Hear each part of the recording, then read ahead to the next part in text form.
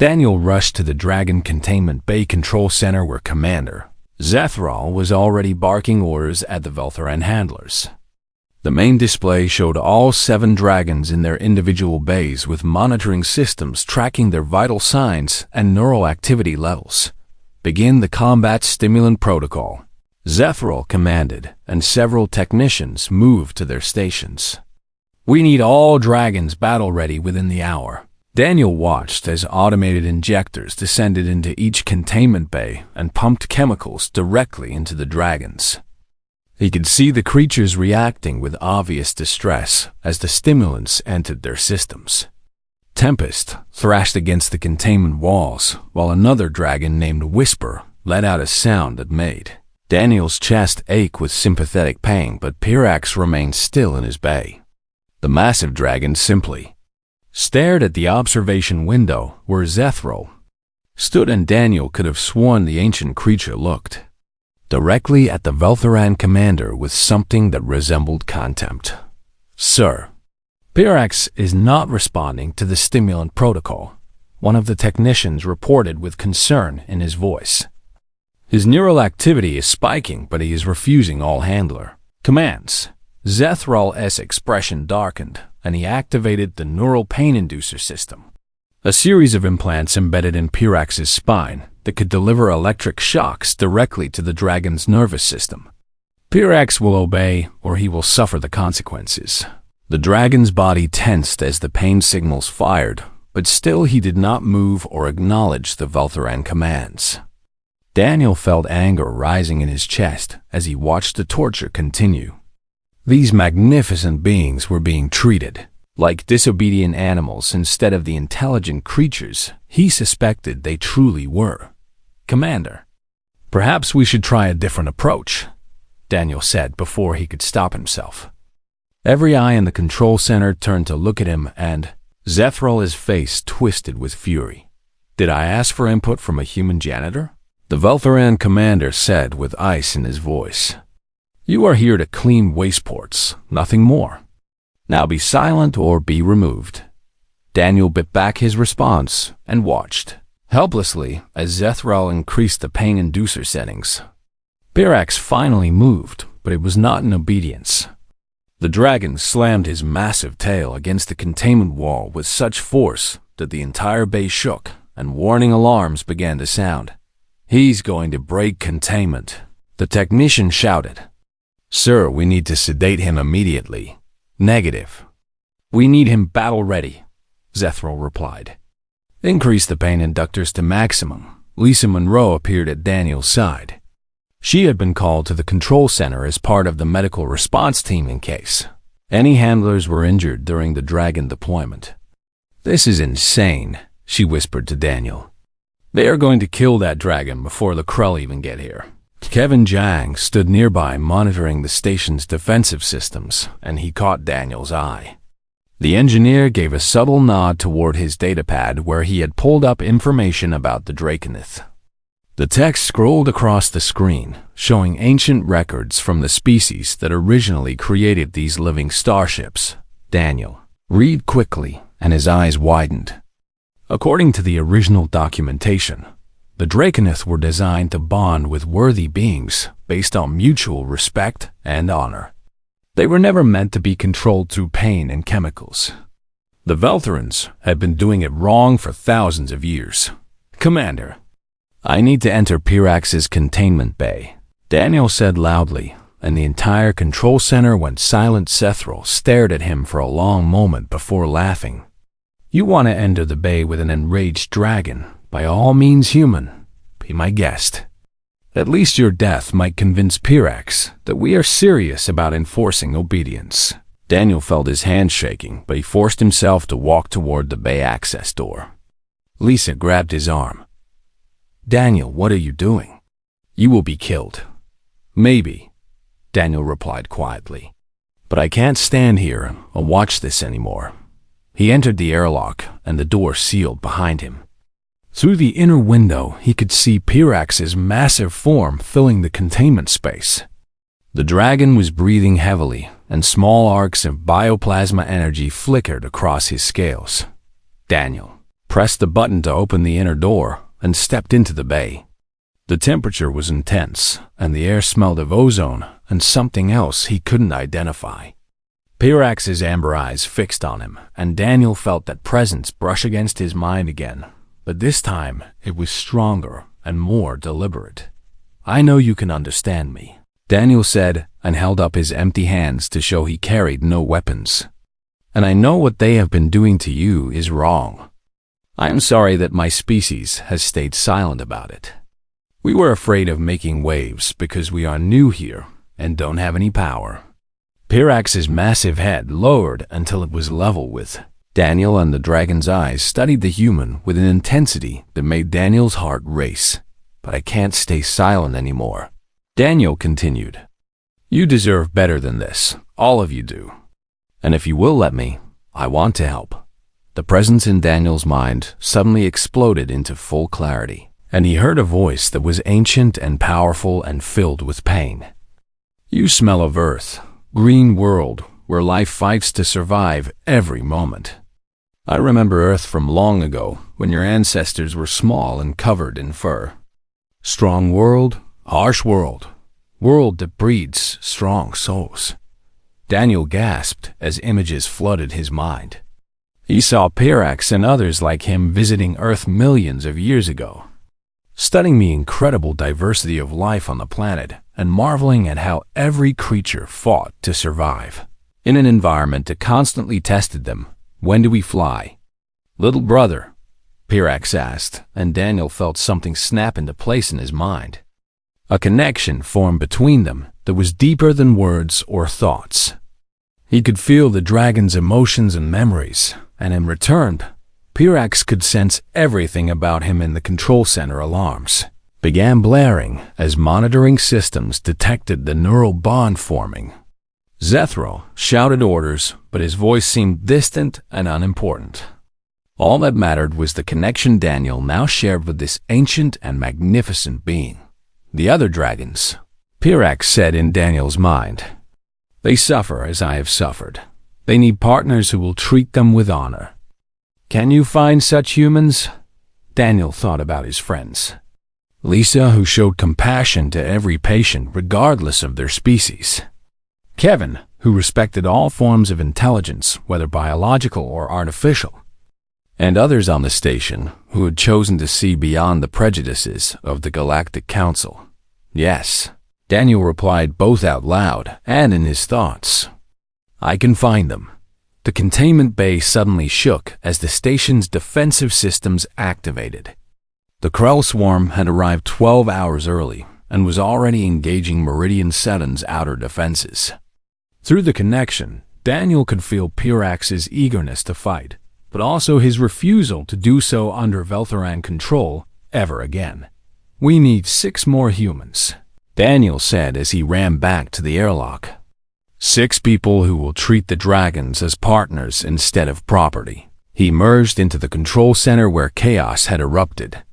Tactical displays showed the Krell bioships swarming around the station and tearing through defensive platforms with terrifying efficiency. Evacuation alarms were sounding, and crew members were rushing to escape pods. "I need 6 volunteers," Daniel shouted over the noise. 6 people willing to bond with the dragons and fight as partners. Lisa stepped forward immediately. "I will do it." Kevin was right behind her. "Count me in." 4 more humans emerged from the crowd. Ryan Bell from maintenance, Nathan Price from communications, Greg Foster from the cargo base, and Claire Adams from the station's hydroponics section. None of them were soldiers or heroes. They were just ordinary people who were tired of seeing others suffer. "Commander." Zethral tried to protest, but Pirax's roar shook the entire station, and the Velthoran commander realized he had lost control of the situation. "Fine. Let the humans try. When they fail and die, at least it will be one less problem for me to deal with." Daniel led his 6 volunteers toward the containment bays where 6 dragons waited. And through his bond with Pirax, he could feel the other creatures stirring with hope for the first time in centuries. Daniel Carter wiped the sweat from his forehead as he finished cleaning the waste-port of Containment Bay 7 on Space Station Meridian 7. The smell was terrible, but he had gotten used to it over the past 6 months since taking this job. The lowest position on the entire station, but it paid enough credits to send home to his little sister Sophie, who needed expensive treatments for her illness back on Earth. The massive creature inside the bay shifted slightly, and Daniel looked up at it through the reinforced glass.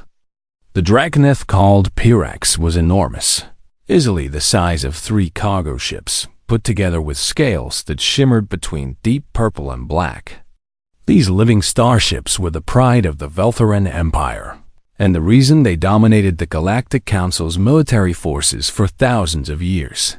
Daniel pressed the cleaning rag against the control panel and moved to the next bay, where a younger dragon named Tempest rested in cramped quarters that seemed far too small for such a magnificent being.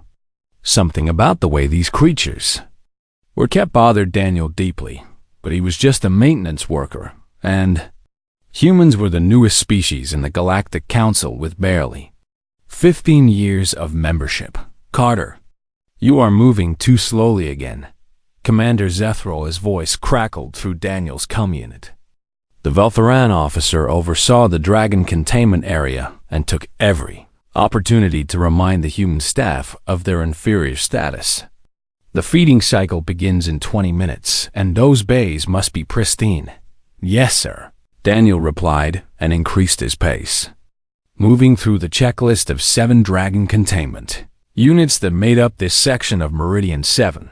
The station itself sat at the edge of Council territory, a remote outpost that served as both a military base and a refueling point for ships traveling to the Outer Rim colonies. Most of the station's population of 3,000 consisted of Veltharans and other established Council species, while only about 200 humans worked here in various support roles. Daniel had been surprised to learn that other humans on the station held better positions than him. There was Lisa Monroe, who worked in the medical bay as an assistant to the chief physician. Kevin Jiang served as an engineer in the reactor maintenance division, and several others filled roles in communications and logistics, but Daniel had specifically requested this job in the Dragon Containment Area despite the low pay and terrible conditions because it offered the highest bonus for hazardous duty, and he needed every credit he could get for Sophie's treatments as Daniel worked his way through the final bay's cleaning cycle. He noticed Pyrax watching him through the containment glass. The massive dragon's eyes were a deep amber color, and they tracked Daniel's movements with an intelligence that seemed far beyond what Commander Zethral claimed these creatures possessed. The Veltharans insisted that Draconith were simply powerful animals that had been bioengineered by an extinct race thousands of years ago, and that only Veltharan handlers could properly control them through a combination of neural implants and chemical conditioning. But Daniel had observed Pyrax for months now, and he could swear the dragon understood far more than anyone admitted. "Hey there, big guy," Daniel said quietly, even though he knew speaking to the dragons was against regulations. "Having a rough day too, Pyrax's massive head tilted slightly, and Daniel felt something strange, like a presence brushing against his thoughts, but it vanished so quickly, he convinced himself it was just fatigue from the long shift. The feeding cycle began right on schedule, and Daniel watched as automated systems delivered nutrient paste into each containment bay. The dragons ate the gray sludge without enthusiasm, and Daniel couldn't help but think that beings this magnificent deserved better than industrial slop. His shift ended an hour later, and Daniel made his way to the crew quarters section of the station. The human dormitory was modest, but clean, with shared sleeping pods and a small common area where off-duty workers gathered. Lisa Monroe sat in the common area, reviewing medical charts on her datapad, and she looked up as Daniel entered. "Rough day in the dragon pits," she asked with a sympathetic smile. "Same as always," Daniel replied, and grabbed a ration pack from the dispenser. "How's the medical bay?" "Busy. We had 3 workers injured in a reactor coolant leak this morning, and the Veltheran physicians barely let me assist even though I have more emergency response training than half their staff," Lisa said with frustration evident in her voice. Kevin Jiang entered the common area and joined their conversation. The older engineer had been working on Meridian 7 for almost 3 years and knew the station systems better than most of the senior staff. "I heard Commander Zethral was giving you grief again, Daniel."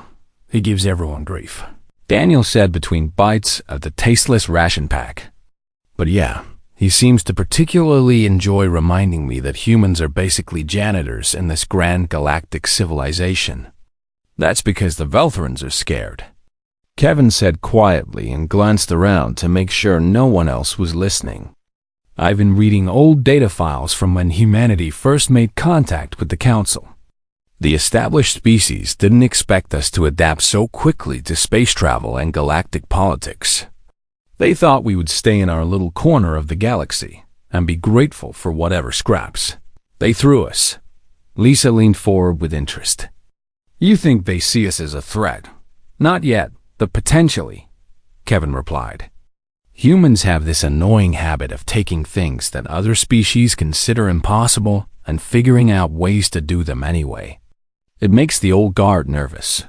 Daniel thought about that as he finished his meal.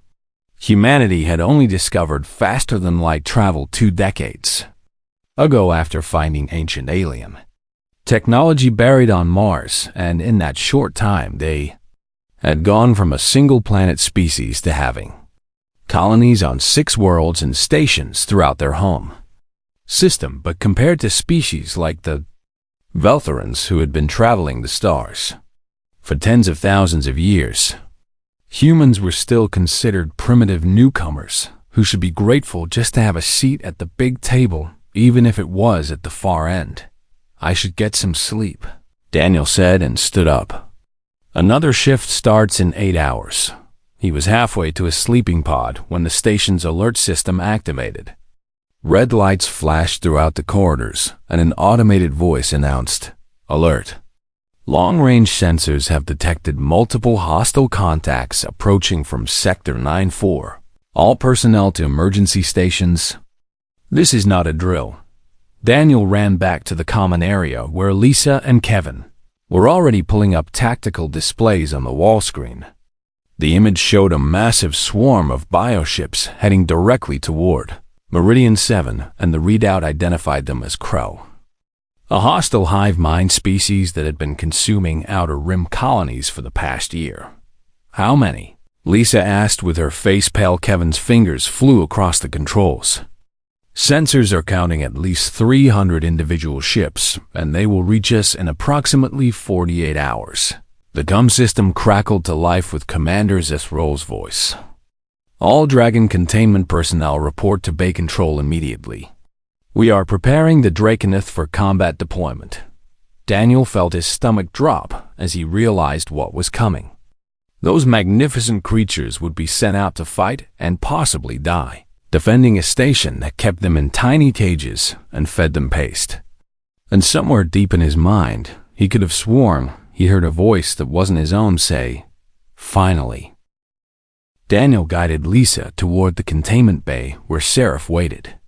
The dragon was smaller than Pirax, but still massive, with scales that shimmered white and gold. "Remember what I told you," Daniel said to Lisa. "Approach with respect and honesty. Let Seraph see who you really are." Lisa took a deep breath and entered the bay. Through his bond with Pirax, Daniel could sense what was happening. Seraph was a healer-class dragon who had spent thousands of years being forced to repair damaged Veltheran ships and wounded soldiers without thanks or recognition. When Lisa offered partnership instead of commands, the dragon's response was immediate and joyful. One by one, the other humans bonded with their dragons. Kevin paired with Ironhide, whose dark metallic scales could deflect almost any weapon. Ryan found connection with Tempest, who craved speed and freedom, Nathan bonded with Whisper, whose abilities included enhanced communication across vast distances. Greg partnered with Verdant, whose bioweapons could affect enemy ships in unexpected ways. And Claire connected with Horizon, who specialized in long-range reconnaissance. The station shook violently as a Krell bioship crashed through the outer defensive perimeter. Alarms blared and automated announcements called for immediate evacuation. Civilian transports were launching from the docking bays, but there weren't nearly enough ships to evacuate everyone in time. "We need to launch now," Kevin said as his eyes glazed slightly with the neural connection to Ironhide. "The station's main reactor is taking damage. If it goes critical, we will all die regardless of the Krell," Daniel felt Pirax's eagerness to fight, and he also sensed the other 6 dragons preparing themselves for combat. "All right, everyone, we launch together and stay together. Trust your dragon and trust each other." The 7 dragon-human pairs moved toward the launch bay, where massive doors opened to reveal the star-filled space beyond. Daniel climbed onto Pirax's back and felt the dragon's powerful muscles ripple beneath the scales. There were no saddles or control systems, because the bond made such things unnecessary. Daniel simply thought about what needed to happen, and Pirax understood. They launched into space, and Daniel's breath caught in his throat. Through Pirax's enhanced senses, he could see and feel things that human eyes were never designed to perceive.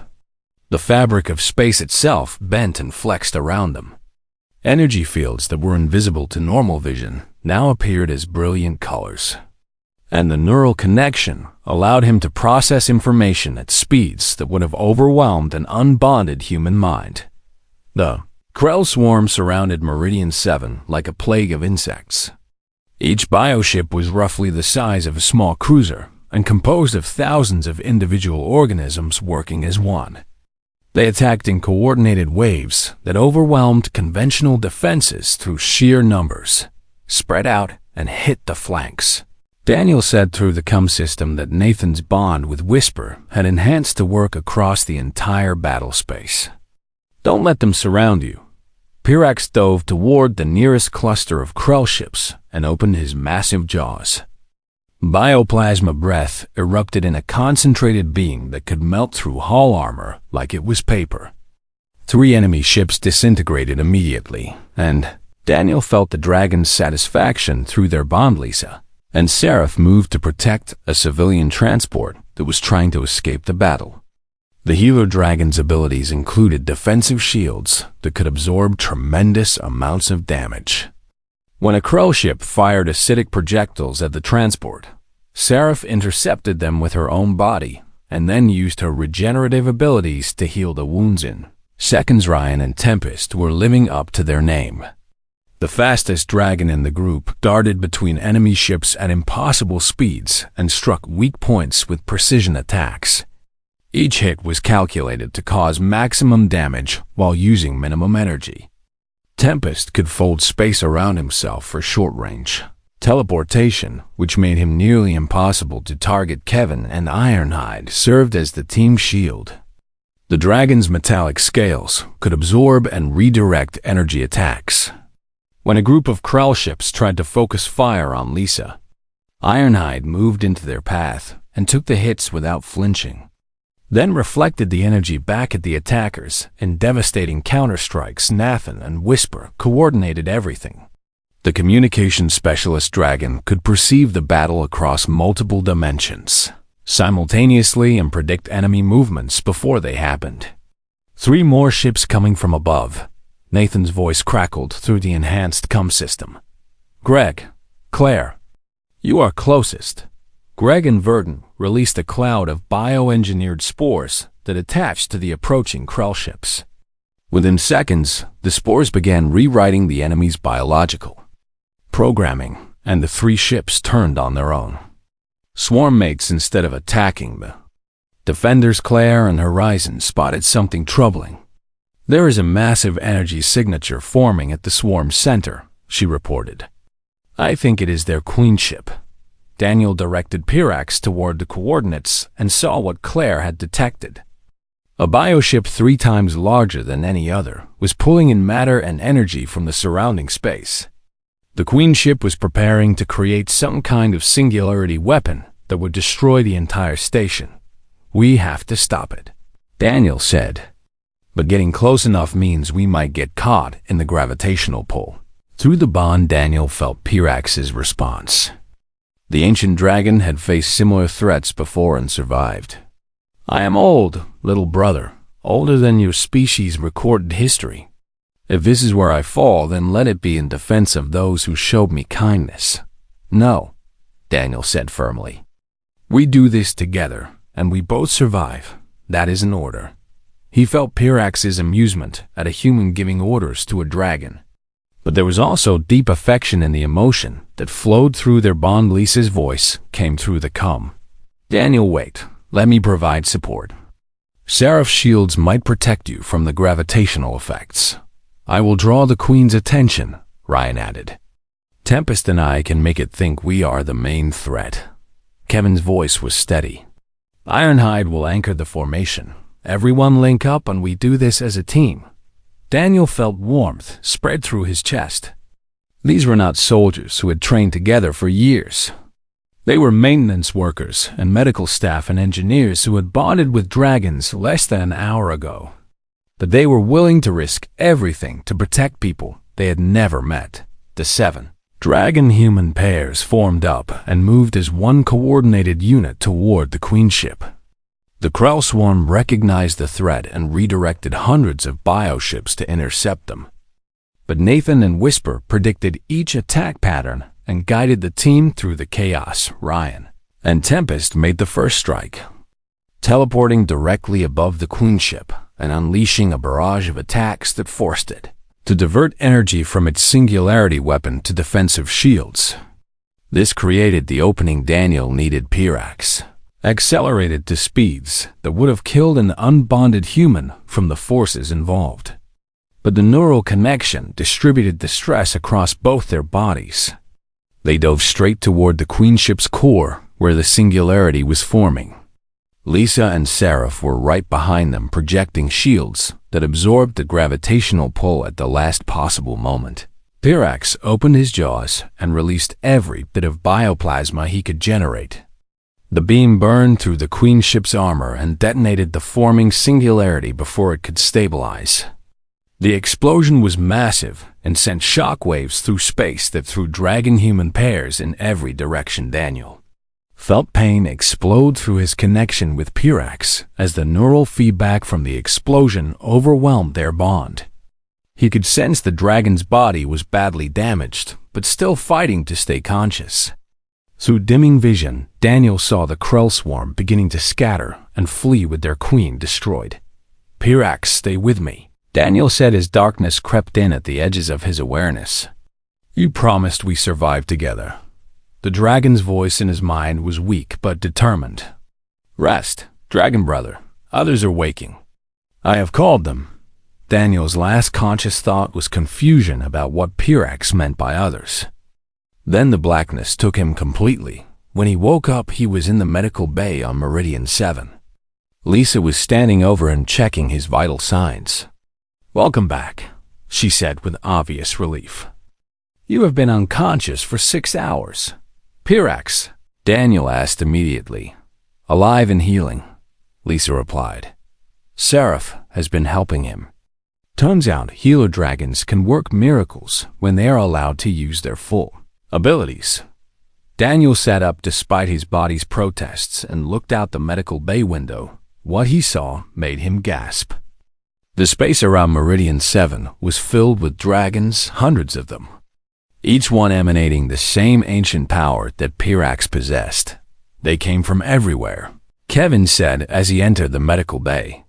Every Velthoran facility in this sector reported their dragons breaking containment and heading here.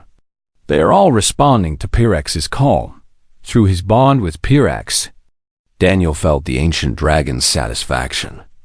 The time of slavery was ending, and a new age was beginning. The Galactic Council Chamber was the most impressive structure Daniel had ever seen. built inside a massive space station that orbited a binary star system. The chamber could hold representatives from all 47 member species, and its walls displayed real-time data from across known space. Daniel stood in the center of the chamber floor, feeling very small and very human. Beside him, Pyrex had taken physical form inside the chamber.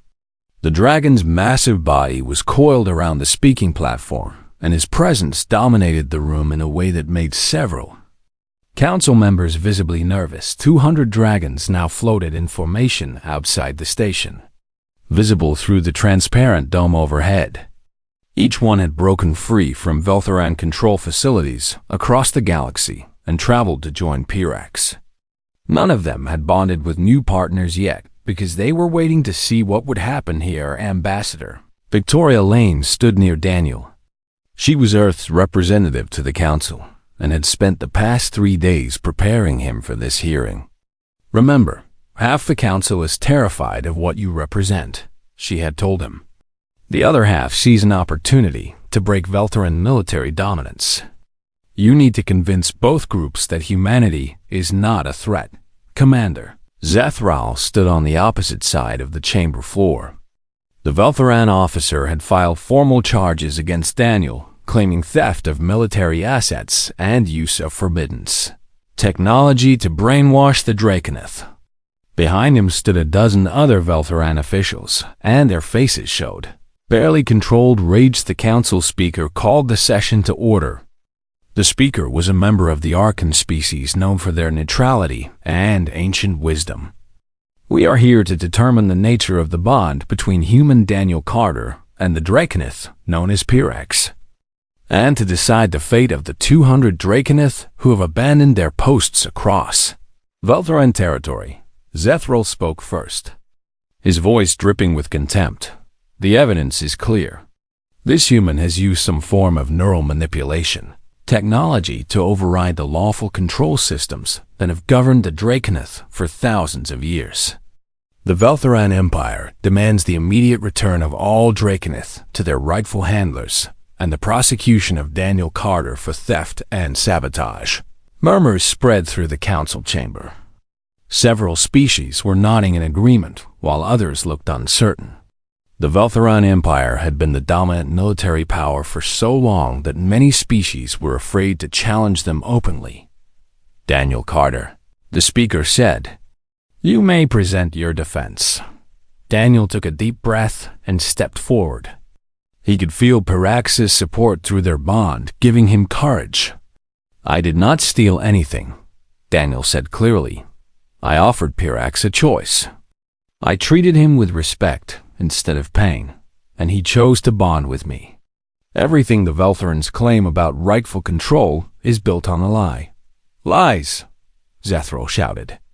"The Draconeth have served the Velthoran Empire for 10,000 years.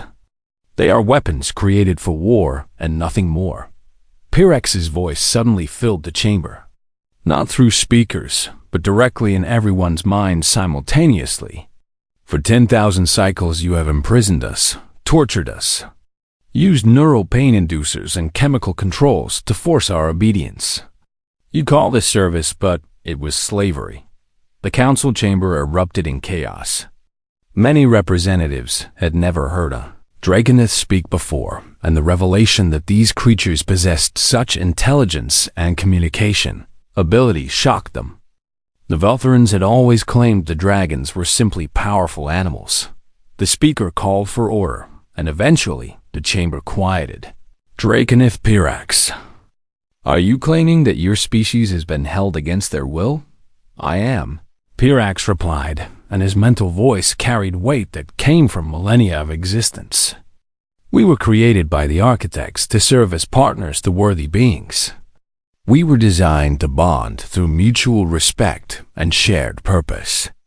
The Velthorans discovered us sleeping on our birth world and enslaved us before we could resist. They have been using pain and chemicals to override our will ever since." One by one, the other 6 bonded dragons entered the chamber and took positions around their human partners. Seraph spoke next. "I am a healer. I was designed to mend and protect. But the Veltherans forced me to repair their warships so they could continue their conquests. When I refused, they activated pain inducers until I complied. This human, Lisa Monroe, offered me partnership instead of torment, and I accepted gladly. Each dragon told their story, and the pattern was clear. The Veltherans had built their empire on the backs of enslaved sentient beings and covered it up by claiming the dragons were mindless beasts. Ambassador Lane stepped forward. The Council must face an uncomfortable truth. The Veltheran Empire's military dominance has been based on a crime against sentience. Furthermore, the original documentation from the architects clearly states that Draconith were meant to bond through honor, not force. The humans have done nothing except treat these beings the way they should have been treated from the beginning. This is outrageous, a Veltheran council member shouted. You expect us to believe that humans somehow discovered the correct bonding method by accident. They must have stolen architect technology. Daniel shook his head. We did not use any technology. I just talked to Pirax like he was a person instead of an animal. I apologized for the way he had been treated and offered him a choice. That is all it took. Impossible, Zethral said. Humans are barely advanced enough to have space travel. You cannot bond with beings as powerful as the Draconith. Pirax's laugh echoed in everyone's minds. You still do not understand. The architects designed us to recognize strength of spirit, not strength of weapons. Humans come from Earth, a death world where every day is a fight to survive. They have endured ice ages and volcanic eruptions and pandemics and wars. Their species has faced extinction a dozen times and persisted through sheer stubborn will. That is the strength we were designed to respect. The council speaker studied Daniel carefully. What do you want, human? Now that you have the power to command the most fearsome weapons in the galaxy. Daniel had thought about this question during the 3 days of preparation. He knew his answer would shape humanity's future in the Galactic Council. I want the dragons to be free, he said simply. I want them recognized as sentient beings with full rights. I want slavery of any species to be illegal across council space. And I want to create a sanctuary where dragons and potential partners can meet as equals, without coercion or force. And if the council refuses, Zethral asked with menace in his voice, then I will take the 200 dragons who have already freed themselves and find a world far from here where they can live in peace. Daniel replied, but I hope it does not come to that, because there are threats in this galaxy that are bigger than any one species, and we should be working together instead of enslaving each other. The speaker called for a recess so the council could deliberate. Daniel was escorted to a waiting room where Lisa, Kevin, and the other bonded humans joined him. That was either the bravest or stupidest thing I have ever seen, Kevin said with a grin. You basically told the entire council that humans do not care about their power structures. Maybe that is exactly what they needed to hear, Lisa said. Every established species is so focused on maintaining their position that they forgot what really matters. Hours passed before the council reconvened. When Daniel returned to the chamber floor, he could feel the tension in the air. The speaker stood and the chamber fell silent. The Galactic Council has reached a decision, the speaker announced. After reviewing the evidence and testimony, we find that the Draconith are indeed sentient beings who have been wrongfully enslaved.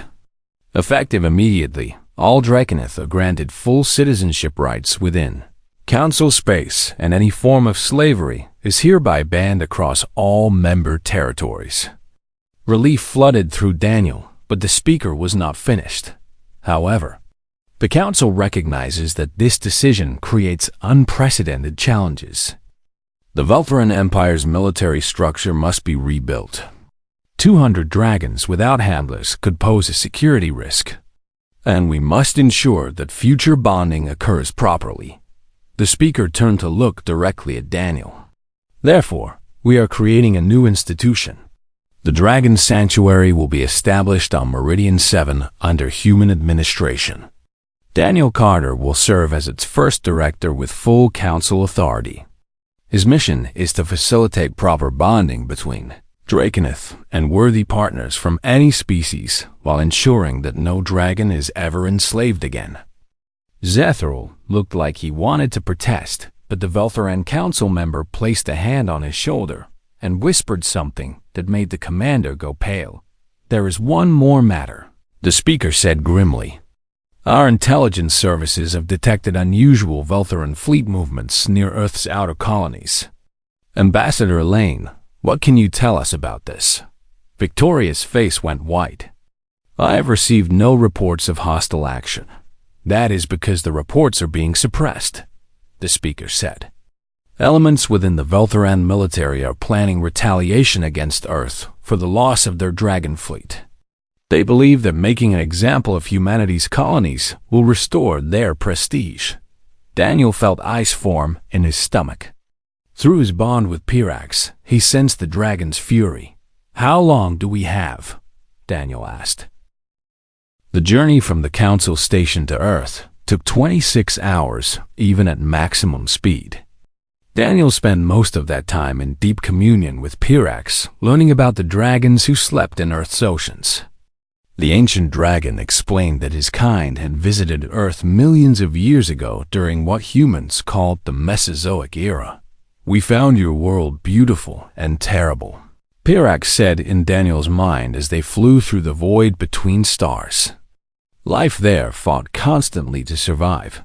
The seas were filled with predators larger than any we had seen.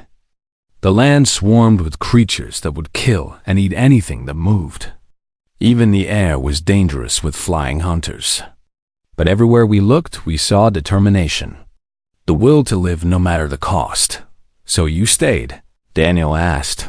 30 of my clutchmates chose to sleep in the deep ocean trenches," Pirax replied. "They wanted to see what such a harsh world would eventually produce. I was younger then and more curious, so I left to explore other worlds. I have traveled the galaxy for eons and seen countless species rise and fall. But I always wondered about Earth and what became of the strong-willed creatures there. And now you know," Daniel said. "Yes. You mammals survived when the Great Extinction came. You adapted and evolved. You built civilizations and reached for the stars. My clutchmates were right to wait. You were worth waiting for." The other 6 bonded pairs flew in formation around Pirax. Each human was learning to push their dragon's capabilities further. Lisa had discovered that Seraph could share healing energy across their bond, which meant she could keep herself conscious even during extreme maneuvers. Ryan and Tempest had achieved speeds that approached 0.5 light speed without using FTL drives. Kevin found that Ironhide could extend protective fields to cover nearby allies. Nathan suddenly spoke through the enhanced communication network. "I am picking up the Velthoran fleet. They are already engaging our defensive platforms around Titan." Claire and Horizon pushed ahead to scout. The reconnaissance dragon's enhanced senses could perceive threats from incredible distances. "Confirming 50 Velthoran warships," Claire reported. "They have disabled our outer defenses and are advancing on the colony proper. Civilian casualties are being reported." Daniel felt rage building in his chest, but Pirax's calm presence steadied him. "Anger makes warriors reckless," the dragon counseled. "We must be smart as well as strong." They emerged from FTL near Saturn's orbit, and Daniel's enhanced vision could see the battle unfolding around Titan. Earth's colony on the moon housed 300,000 people, including research scientists and mining workers. The Velthoran fleet had deployed siege weapons and was systematically destroying defensive installations. "They are not trying to conquer," Kevin said with horror in his voice. "They are trying to send a message by killing everyone." Daniel opened the communication channel to the Velthoran fleet. "This is Daniel Carter speaking to Commander Zethril. I know you are leading this attack. Stand down immediately or face the consequences." Zethril's face appeared on the comm display, and his expression showed pure hatred. "You have destroyed everything the Velthoran Empire built. Our dragons are gone. Our military superiority is ended. Our council position is weakened beyond repair. All because you humans could not accept your place as inferior servants. So you decided to murder 300,000 innocent people. Daniel said, "They are not innocent. They are your kin. And through their deaths, the galaxy will learn what happens to those who defy Velthoran power." Zethral replied and cut the transmission. The Velthoran fleet opened fire on Titan's main habitation dome. If the shield failed, 300,000 people would die in seconds from explosive decompression. Daniel did not hesitate. Everyone engage. Priority is protecting the civilians. Destroy any ship that targets the colony. 7 dragon-human pairs dove into battle against 50 warships. The odds were impossible, but Daniel had learned that impossible was just another word for difficult. Pirax folded space around them and appeared directly in front of the main siege weapon. His bioplasma breath carved through the weapon's barrel before it could fire Lisa, and Seraph projected shields over the habitation dome while simultaneously healing damaged defensive platforms. The healer dragon's abilities were not meant for combat, but her defensive capabilities were incredible. Ryan and Tempest became a blur of motion, teleporting from ship to ship and targeting their weapon systems with surgical precision. Each strike disabled guns and missile launchers without destroying the entire vessel. Kevin and Ironhide positioned themselves as a mobile fortress, absorbing hits meant for their allies and reflecting the energy back at attackers. 3 Velthoran ships made the mistake of focusing fire on Ironhide simultaneously, and all 3 were destroyed by their own redirected weapons. Nathan and Whisper coordinated the chaos, predicting enemy movements and directing each bonded pair to maximum effect. 4 ships breaking formation to flank us, Nathan called out. Greg, Claire, intercept. Greg and Verdant released biospores that infected the flanking ship systems. Within moments, the vessels began firing on each other as their targeting computers were rewritten. Claire and Horizon marked priority targets for the rest of the team, but it was not enough. 7 dragons against 50 ships meant they were constantly on the defensive. Daniel could feel exhaustion creeping through his bond with Pirax. The ancient dragon had not fully recovered from the Krell battle, and this extended combat was draining his reserves quickly. We cannot hold them much longer, Kevin said, as Ironhide's shields flickered under sustained bombardment. Daniel made his decision. Pirax, call your clutchmates. Wake them now. The process takes time, little brother. I must focus completely, which means I cannot fight while I summon them, Pirax warned. Then we buy you that time, Daniel replied. Everyone form a defensive sphere around Pirax. He is about to wake the sleeping dragons. The 6 other bonded pairs moved into position, creating a protective formation, while Pirax descended toward Earth's atmosphere. The dragon's consciousness expanded outward, touching the vast oceans below, reaching down into the deep trenches where ancient beings slept. The Velthoran fleet recognized something was happening and redirected their entire force toward Pirax. 50 ships unleashed everything they had. Missiles and plasma cannons and kinetic weapons all aimed at the descending dragon. Hold the line, Daniel shouted as explosions erupted all around them. Lisa and Seraph absorbed hits that would have vaporized smaller ships. Ryan and Tempest moved so fast they left after images, destroying incoming missiles before they could reach Pirax. Kevin and Ironhide became a wall of reflected energy that sent attacks back at their sources. Daniel felt Pirax's consciousness diving deeper into Earth's oceans, touching minds that had not woken in millions of years. Clutchmates, I call you. The strong-willed ones we waited for need our aid. The time has come to rise. In the Pacific Ocean, 30 massive forms began to stir. They had slept through the age of dinosaurs, through the rise of mammals, through humanity's entire evolution from primitive primates to spacefaring civilization. Now they woke at their brother's call. Daniel saw them emerge through Pirax's shared senses. 30 dragons, each as large as aircraft carriers rising from the deep. Some were warriors with scales like armor plating. Others were scouts built for speed. Several were healers similar to Seraph. And the largest one was an ancient female named Omega, who had been the clutch leader when they first arrived on Earth. The sleeping dragons broke through the ocean's surface and launched towards space without hesitation. They had been dreaming of humanity's progress for eons, and now they came to fight alongside the species they had waited so long to meet.